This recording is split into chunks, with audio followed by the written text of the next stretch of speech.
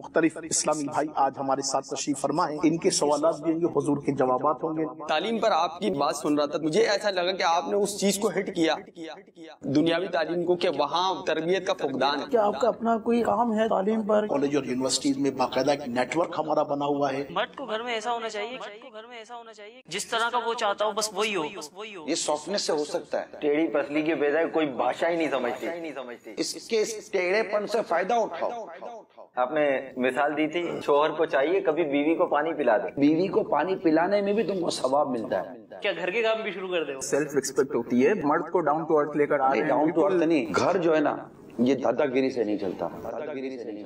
اس سے تو ایسا لگ رہا ہے کہ آپ اسلامی بہنوں کا ساتھ دے رہے ہیں آج۔ میں یہ کہتا ہوں کہ اگر کوئی باپ ہے وہ نہیں کما سکتا، اس کو خود ڈسٹینس پیدا کر لے کہ اب میں بچے کے اوپر کیوں بوجھ بنوں۔ بندہ جب نہیں چل سکے نا، لاٹھی تبھی یاد آتی ہے۔ دیکھیں آزادی بہت قسم کی ہے، کہیں اسپیس بھی تو دیں۔ حالات بگڑتے ہیں نا تو پابندیاں بڑھتی ہیں۔ دیکھیں آپ کو معاشرے میں زندہ رہنا، آپ کو بازار بھی جانا ہے۔ جس طرح چوہا کھانے کی اسمیل لے کر آ جاتا ہے نا، بد نگاہی کا شوقین آدمی ہے نا، یہ بے پردگیاں دے کر آ جاتا ہے۔ شاپنگ کے حوالے سے بھی کچھ آپ گفتگو بھی کر لیں، کیسی کرنی چاہیے۔ آج کے دور میں 1000 روپے کا جوڑا کہاں بنتا ہے؟ جیسی پوزیشن ہے نا ایسی مارکیٹ موجود ہے۔ انشاءاللہ عز و جل دیکھیے چاند رات مدنی مذاکرے کے فوراً بعد سلسلہ فیس ٹو فیس براہ راست مدنی چینل پر۔